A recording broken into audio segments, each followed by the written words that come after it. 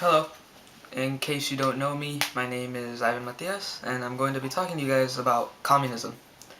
Now, before we get into anything, I want to clear up some things. I want to clear up what exactly is communism and what is the history of communism in Russia. We're going to start off with the history of Russia, and I'm going to use some pictures to better explain the history of it. So, let's go. So now all of this begins before World War I, which was a difficult time for Russia because they couldn't finance the war. So what did the government do, to be exact? Well, they printed millions and millions of ruble notes, or the currency in Russia. This, of course, caused serious inflation. The prices of everything, especially food, skyrocketed. In 4 years, the price would go up by 4 times.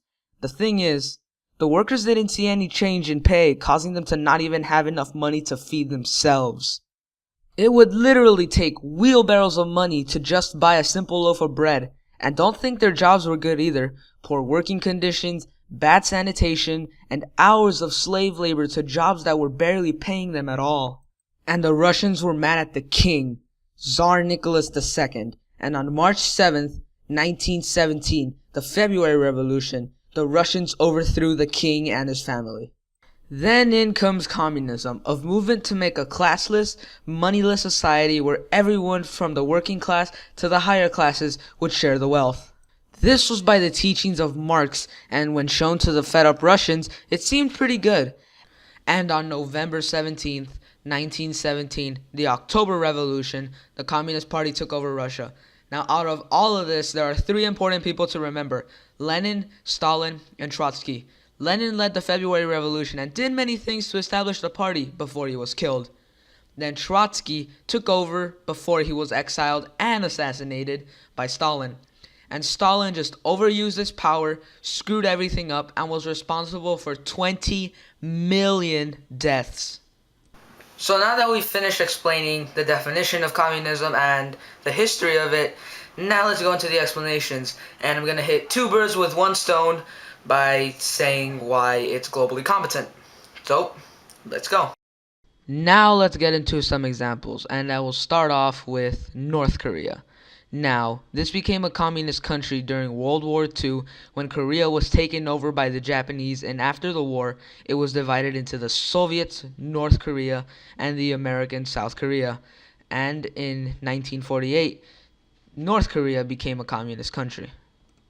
Second example is China, when Mao Zedong took control in China in 1949 and named China the People's Republic of China. At that point, it became a communist country and is ruled by the Communist Party of China. Next, there is Cuba, where Fidel Castro took over the government of Cuba with the revolution in 1959. It became totally communistic by 1961. It is ruled by the Communist Party of Cuba, and it became close to the Soviet Union after 1961. Fourth, there's the Laos.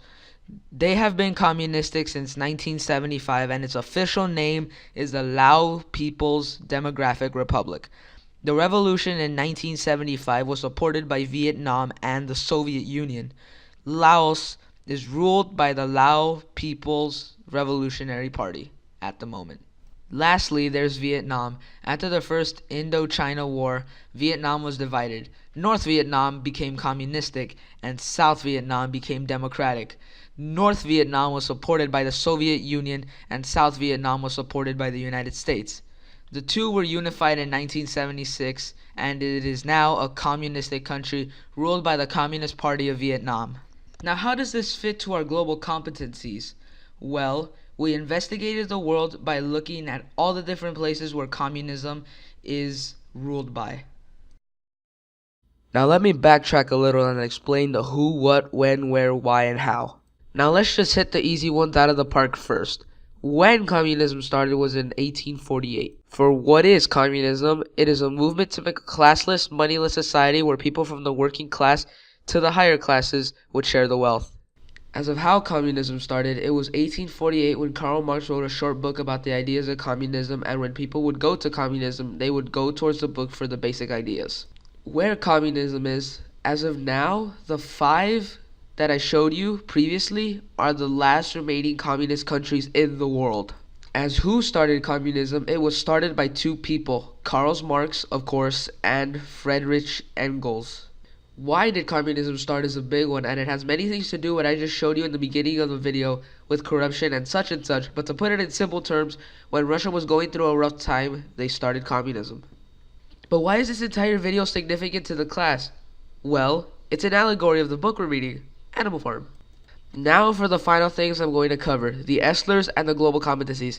I know I touched on the global competencies subject already, but better all of them than just one. Let's start off with the Esslers. You can get ready for college by getting a career in politics and go in more detail to communism. You can get knowledge for this global era by knowing when communism is bound to happen in any country, even here. You can even grow the skills for success in a global environment by researching more on communism and even prevent it anywhere in the world. Now time for the global competencies. Communism communicates ideas because it was spread to so many places around the world over time. What we went through was investigating the world by looking at all the different places where communism was affected by. We look at how communism recognized and weighs perspective because Marx recognized perspectives of the people and they weighed the rules to make communism. And finally, you can take action, as I said before, by researching on communism and possibly even prevent it by happening to any other place in the world or the opposite and spread it. The choice is yours.